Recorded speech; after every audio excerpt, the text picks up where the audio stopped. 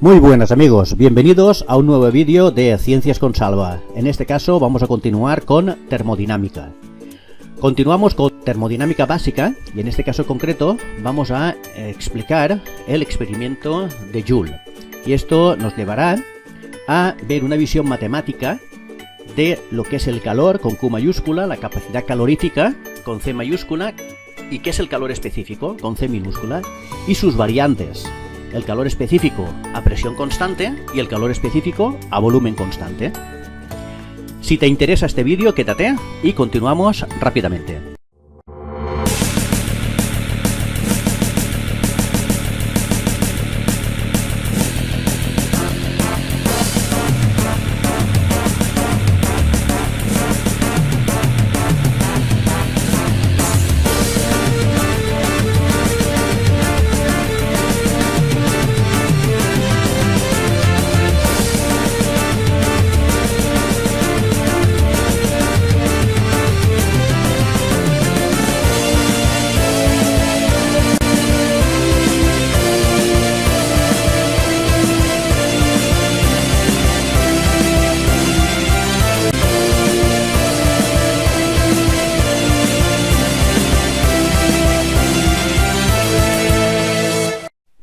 Muy bien, vamos a ver el concepto de trabajo y calor.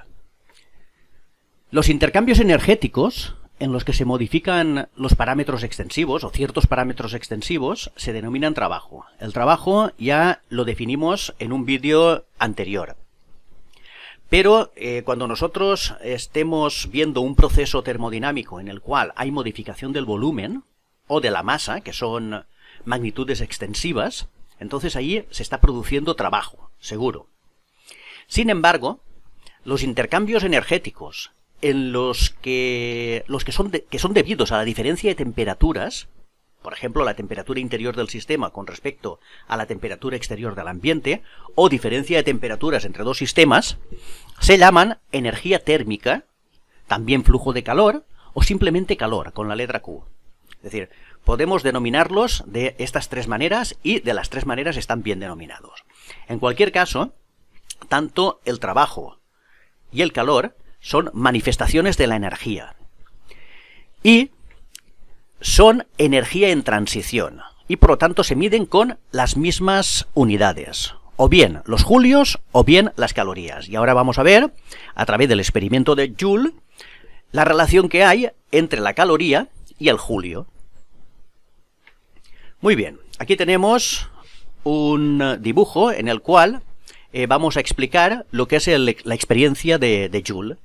James Prescott Joule fue un famoso físico que vivió en el siglo XIX y hizo muchas contribuciones a la física en general y puede ser considerado uno de los padres de la termodinámica. Pues bien, Joule hizo esta experiencia dentro de un recipiente cerrado, adiabático, es decir, que no hay transmisión de calor desde el interior al exterior, ni desde el exterior al interior. Puso unas paletas dentro, sumergidas en agua, y las paletas estaban adosadas a un eje. Este eje estaba conectado a una polea, que a su vez estaba conectado a otra polea, y suspendía una masa conocida. Entonces, simplemente se limitó a soltar esa masa, hacer girar las poleas y hacer girar las paletas interiores del agua. Y lo que descubrió es que cuando soltó una determinada longitud la masa, objeto de estudio, vio que en el giro las paletas provocaron un aumento de temperatura en el agua. A este aumento de temperatura vamos a llamarle incremento de T. Pues bien, eso es debido a que se le aportó energía térmica, pero esa energía térmica fue generada por el movimiento de la masa al caer. Y entonces ahí Joule estableció una relación entre el trabajo mecánico y el calor. Muy bien, entonces tanto el calor aportado como el trabajo mecánico son magnitudes que no son funciones de estado. Las funciones de estado son magnitudes que solamente dependen del estado en que se encuentran en ese momento. Pero tanto el calor como el trabajo no son funciones de estado porque dependen del proceso para llegar de un estado a otro.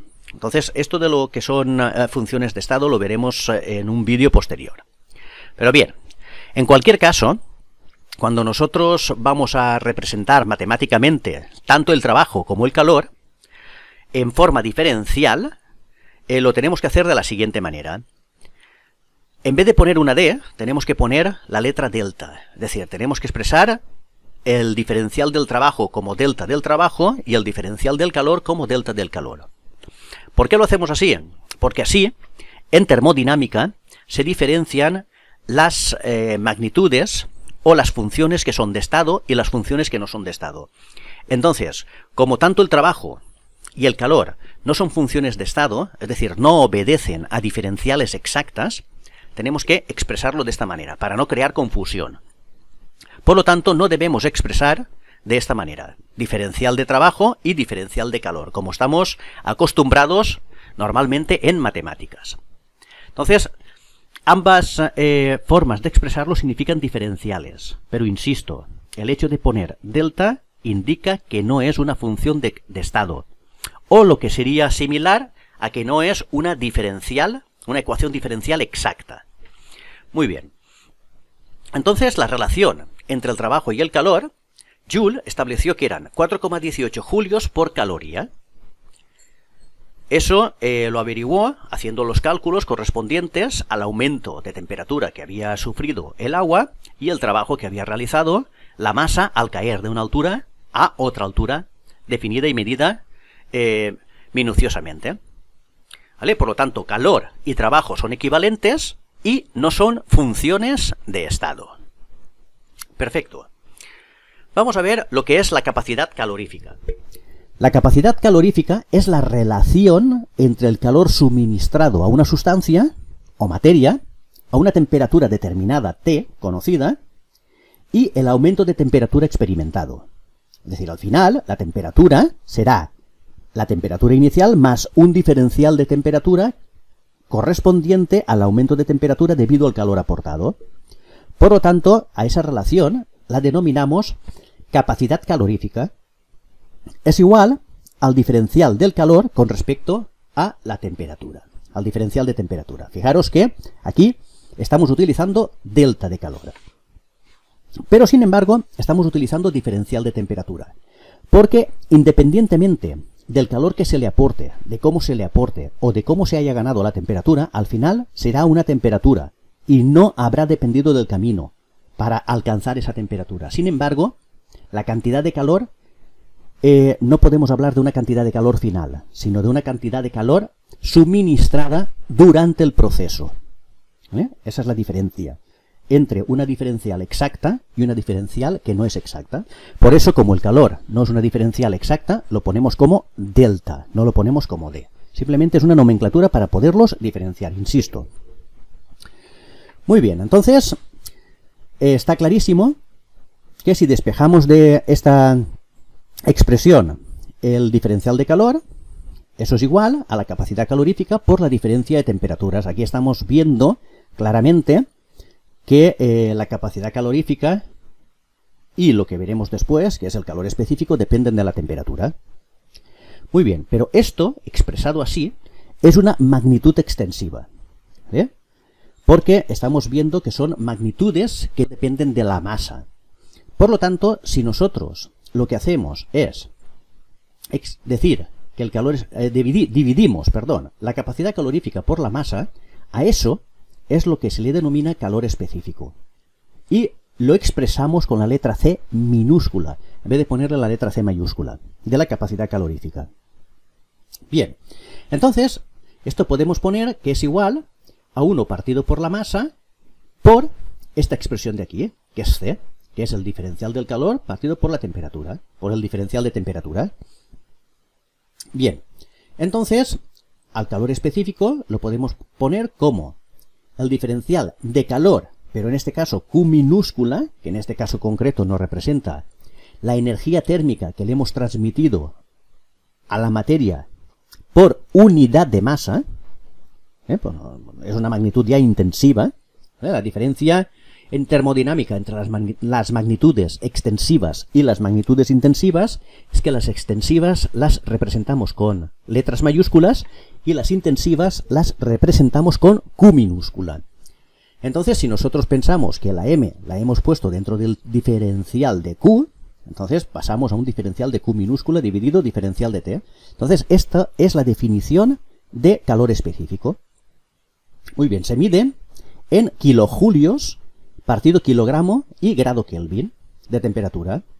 También podría medirse en kilocalorías por kilogramo y grado Kelvin, o en julios por kilogramo y grado Kelvin, es decir, podríamos adaptar las unidades a nuestro criterio o según el interés que tengamos en resolver a la hora de resolver el problema.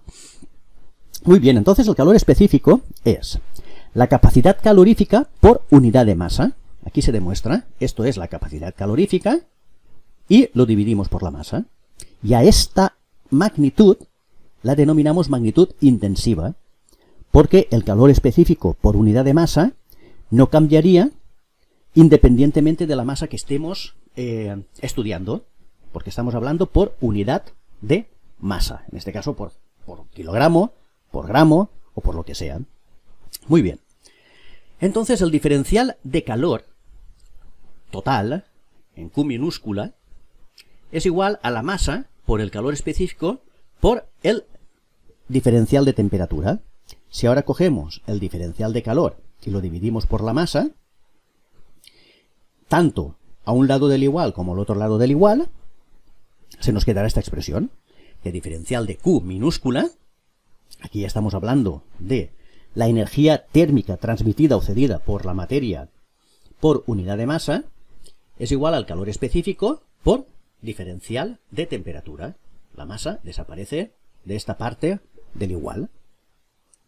Muy bien, entonces, nosotros, si ponemos en los ejes coordenados calor específico y temperatura, vemos que el calor específico es una magnitud que depende de la temperatura. Por ejemplo, aquí estaríamos viendo que el calor específico aumenta a medida que va aumentando la temperatura. Para nosotros saber el calor específico de un determinado material o de un determinado gas, muchas veces lo que hacemos es ir a tablas y ver calores específicos medios que ya están previamente calculados o están calculados entre intervalos de temperaturas. Entonces lo podemos calcular nosotros. ¿Cómo? A través del teorema del valor medio del cálculo integral, que este teorema debe ser conocido ya de los temas de cálculo integral en matemáticas. No obstante, si se tiene alguna duda de cómo se aplica el teorema del valor medio del cálculo integral, tengo un vídeo en mi sección de matemáticas que lo explico. Muy bien. Entonces, el área que se genera bajo la curva del calor específico es la cantidad de calor total suministrada entre dos temperaturas T1 y T2, que aquí están representadas como D y C, como los puntos D y C. Muy bien, entonces el calor sería igual a la integral desde T1 hasta T2 del calor específico por el diferencial de temperatura. Muy bien. Entonces, el calor específico medio, que nosotros nos podemos encontrar entre un rango de temperaturas, mejor dicho, entre un intervalo de temperaturas, viene dado por la expresión calor específico medio con una rayita encima es igual a 1 partido T2 menos T1 por la integral de T1 hasta T2 de C de T diferencial de T. El C de T y el C es exactamente lo mismo. Pasa que hemos puesto aquí C de T para que se sepa que el calor específico es función de la temperatura. ¿Vale? Muy bien, entonces, claro, para calcular el calor específico medio tenemos que obtener la ecuación del calor específico que nos permita integrarla. Y eso muchas veces nos viene determinado por tablas. Bien, si en vez de dividir por la masa, dividimos por el número de moles, tenemos exactamente lo mismo, pero a esto lo denominamos calor específico molar. Entonces, C sub n, n es el número de moles, es igual a 1 partido por n por el diferencial de calor en Q mayúscula con respecto del diferencial de temperatura. Bien, pues esto insisto, se llama calor específico molar. Si consideramos el calor específico con respecto de la masa en kilogramos, simplemente se llama calor específico, pero si en vez de considerar la masa consideramos el número de moles, es el calor específico molar. Bien, entonces, si cogemos y la N la integramos dentro de lo que es el diferencial del calor, tal y como hemos hecho aquí en esta expresión, sabemos que Q dividido por N, es decir, el calor total dividido por la cantidad de materia total en número de moles que tenemos, es la energía térmica por mol que estamos suministrando entre un diferencial de temperaturas. ¿Vale? Por lo tanto, tenemos la misma expresión que hemos deducido antes para el calor específico, pero ahora con el calor específico molar, que viene siempre con el sub N. Bien, entonces también podemos poner que el calor específico molar es igual a 1 partido, y como N es la masa que estamos estudiando dividido la masa molecular, lo ponemos así, 1 partido M partido por M mayúscula, que es la masa molecular, por el diferencial del calor partido el diferencial de temperatura. Bien, pues entonces, si le damos la vuelta a la primera parte de la expresión, la masa molecular dividido la masa total por el diferencial del calor dividido por el diferencial de temperatura, aquí estamos viendo que esta parte de aquí, si nos remitimos un poquito en el vídeo a lo que hemos visto anteriormente, esto es el calor específico. Simplemente el calor específico, no el calor específico molar, sino el calor específico por unidad de masa. Entonces, de aquí deducimos rápidamente que esto es igual a la masa molecular por el calor específico, y esto es la relación con el calor específico. Entonces podemos poner tranquilamente que el calor específico es igual al calor específico molar dividido por la masa molecular, o simplemente lo que hemos sacado ahora, que el calor específico molar es igual a la masa molecular por el calor específico. Muy bien. Entonces, cuando estamos hablando de calor específico molar, también estamos hablando de calores específicos medios, porque tanto si es calor específico normal o calor específico molar, dependen de la temperatura. Entonces, el calor específico molar medio es igual a 1 partido T2 menos T1, es decir, entre el intervalo de temperaturas que estamos estudiando, por la integral de T1 hasta T2 de calor específico molar, que ahora ponemos también que es función de la temperatura por diferencial de temperatura. Es igual que lo que hemos hecho antes, pero ahora con la N, que nos indica que es el calor específico molar. Bien, pues en este caso la cantidad de energía térmica transmitida en total a la sustancia, a la materia, al gas, por unidad de masa o por mol, es igual a la integral desde T sub 1 hasta T sub 2 de el diferencial de Q sub N. Pero claro, el diferencial de Q sub N lo tenemos aquí. Y si lo despejamos, es igual a C sub N por diferencial de T, pasando esto al otro miembro. Entonces igual a la integral de C sub N por diferencial de T. Muy bien, y esto, al final, lo que hacemos es calcular el calor específico medio. Y para calcular el calor específico medio, necesitamos, calor específico molar medio, necesitamos partir de esta ecuación de aquí. Al final, Q va a ser igual a la masa molar, perdón, a la masa molecular por el calor específico medio por la diferencia de temperaturas. ¿Por qué aquí? Porque el calor específico medio molar es igual a la masa por el calor específico. Entonces, claro, también podemos poner aquí que es igual a la masa por el calor específico medio. Muy bien, pues esto sería la cantidad de calor o la cantidad de energía térmica que le hemos suministrado a la materia por unidad de masa o por mol. Estamos valorando el molar. Muy bien, esto viene normalmente como kilojulios partido kilomol grado Kelvin.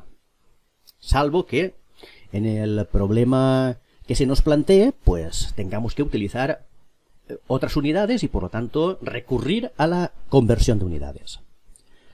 Muy bien, vamos a ver el calor específico a volumen constante. Cuando estamos hablando de gases, ya lógicamente los gases pueden estar sometidos a diferentes presiones y a diferentes volúmenes, no ocurre como los sólidos o como los líquidos. Aquí existen dos tipos de calores específicos que se llaman calor específico a volumen constante y calor específico a presión constante. Entonces, normalmente cuando se trabaja en termodinámica con gases, se trabaja con estas definiciones. Entonces, el calor específico a volumen constante siempre viene como una C minúscula con una sub V, y esto es igual al diferencial del calor con respecto a la temperatura, pero ese estudio se ha hecho considerando siempre el volumen constante. Muy bien, sin embargo, ¿vale?, el calor específico a presión constante viene como C sub P, y es lo mismo, es el diferencial de calor con respecto a la temperatura, pero el estudio se ha hecho a presión constante, independientemente del volumen. Es decir, tanto el calor específico a volumen constante como el calor específico a presión constante son dos calores específicos que tenemos que tener muy en cuenta a la hora de los cálculos en termodinámica cuando estamos hablando de gases, ¿vale? Tenemos que tener en cuenta qué tipo de calor específico debemos de utilizar para hacer los cálculos, porque hay una diferencia bastante grande entre los dos calores específicos. Por lo tanto, tenemos que tener en cuenta si el estudio se hace a volumen constante o a presión constante. Bien, entonces, según la teoría cinético-molecular de los gases, para gases monoatómicos de un solo átomo, el calor específico a volumen constante es igual a 3 medios de R. R es la constante de los gases ideales. Lógicamente, hay que tener muy en cuenta las unidades con las que trabajamos. Sin embargo, el calor específico a presión constante es 5 medios de R. ¿Vale? Tenerlo en cuenta porque son valores diferentes. Para gases diatómicos, es decir, de dos átomos, tenemos que el calor específico a volumen constante es igual a 5 medios de R, de la constante de los gases ideales, pero el calor específico a presión constante es igual a 7 medios de R. Perfecto. Y para gases triatómicos, el calor específico a volumen constante es 3R y el calor específico a presión constante es 4R. ¿Vale? No obstante, también podemos recurrir a tablas para ver los calores específicos tanto a volumen constante como a presión constante de los diferentes gases. Es más, es lo más común recurrir a tablas, pero muchas veces tenemos que calcularlos. Bien, entonces hay una relación que se llama relación de Mayer que nos dice que el calor específico a presión constante menos el calor específico a volumen constante es igual a la constante de los gases ideales. Está claro que la constante de los gases ideales es una magnitud positiva, ¿eh? Por lo tanto, de esta expresión deducimos que el calor específico a presión constante es mayor que el calor específico a volumen constante. Muy bien. También tenemos esta relación, que el calor específico a presión constante dividido el calor específico a volumen constante es igual a gamma. Gamma es el exponente adiabático y con estos dos calores específicos podemos calcular ese exponente para trabajar con procesos termodinámicos que son adiabáticos. Muy bien, entonces, en un principio, estas relaciones son las que tenemos que tener en cuenta. Estas fórmulas son las que en un principio debemos de conocer. Y si las conocemos de memoria, mucho mejor. Pero también podemos recurrir a tablas, calcular calores específicos según el polinomio de tercer grado, generalmente, que nos den, o ver directamente el valor del calor específico de un determinado gas a una determinada temperatura. Muy bien, pues hasta aquí el vídeo. Espero que lo tengáis claro a nivel matemático cómo se trabaja con todo esto de los calores específicos.